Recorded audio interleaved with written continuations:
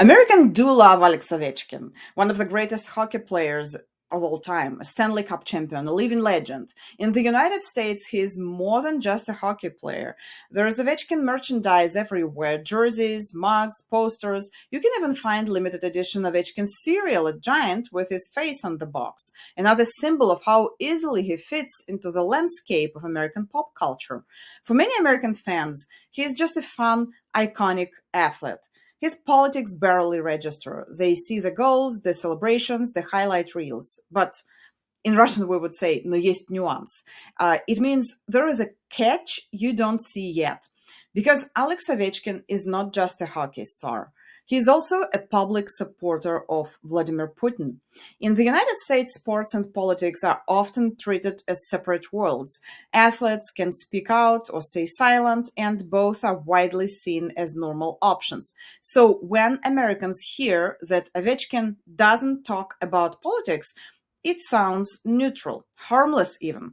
However, in Russia, neutrality operates quite differently.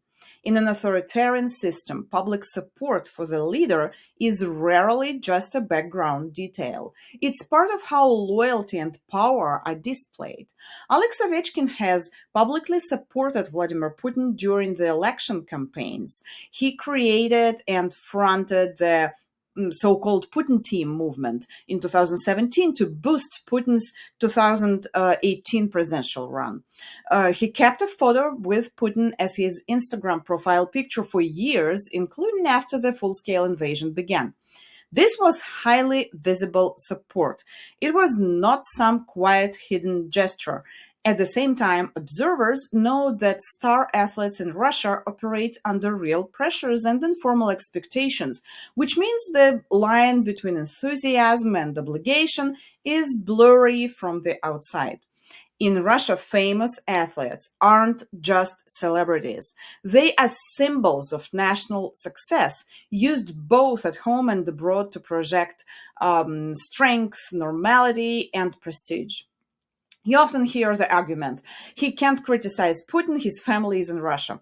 That fear is real. By 2022, reports indicated that Ovechkin was advised not to change his Putin profile photo because of how it could be perceived in Russia. But here is the nuance. Many Russian public figures choose strategic silence. They stop endorsing. They remove political symbols. They quietly distance themselves, even if they cannot openly oppose the regime. Ovechkin didn't just stay silent. For years, he went beyond neutrality, publicly aligning himself with Putin and never clearly stepping back from this alignment, even after the full-scale invasion of Ukraine. Silence can be fear. Public campaigning and long-term branding around the leader is at minimum a choice that carries political meaning. And Ovechkin is not an exception. In Russia, elite athletes are often woven directly into political power. Here are the examples. Alina Kabaeva, Putin's alleged partner, an Olympic gymnastics champion, served in the State Duma and later became head of the National Media Group, a major Kremlin-aligned media holding.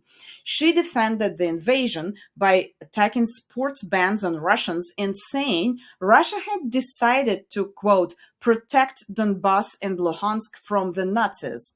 Svetlana Khorkina, also one of Russia's most famous gymnasts, became a State Duma deputy and a prominent member of Putin's ruling United Russia Party. In March of 2022, about Russia's full-scale invasion, she posted on Instagram, quote, support our fighters. Russian soldiers are liberating Europe from fascism again. Vyacheslav Fetisov, an NHL legend, became Minister of Sport and a loyal United Russia politician. Vladislav Tretiak, one of the most iconic goalies in hockey history, is both head of the Russian Ice Hockey Federation and a longtime State Duma deputy. As head of the Russian Hockey Federation, he has publicly backed the invasion of Ukraine and called young Russians fighting in Ukraine heroes. In the context of supporting Russia's so-called special military operation.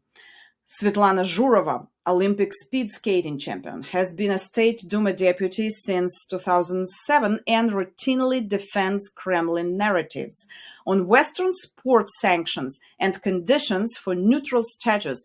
She attacked Western demands as fundamentally anti-Russian. Quote, "These conditions are humiliating. They want our athletes to renounce their country and their president. This is not about sport. This is about political pressure from the West." End of quote. Fedor Yemelyanenko, a global MMA icon, openly supports Putin and serves on the Presidential Sports Council, promoting state-approved ideas of patriotism and loyalty.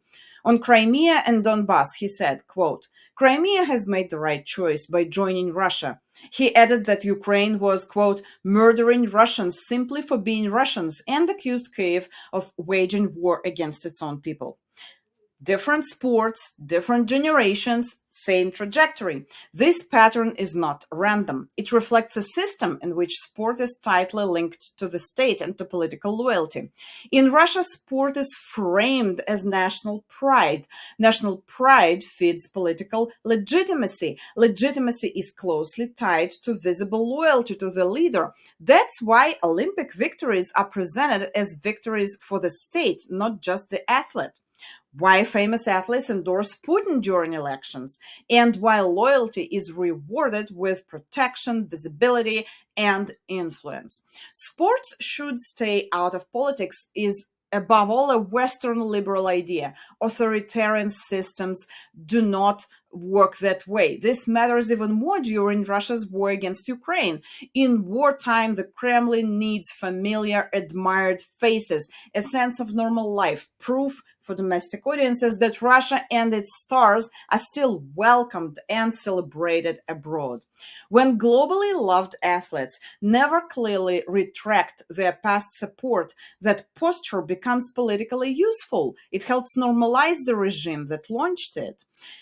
Hear me out. The point here isn't to cancel Ovechkin, erase his greatness as a player, or tell anyone how they should feel about him. Of course not. You can admire him as a hockey player and still acknowledge this reality.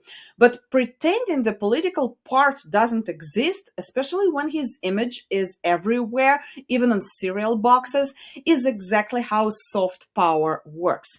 Understanding that nuance isn't about hatred or blame. It's about recognizing how sports power and propaganda intersect, especially during a war that is still ongoing.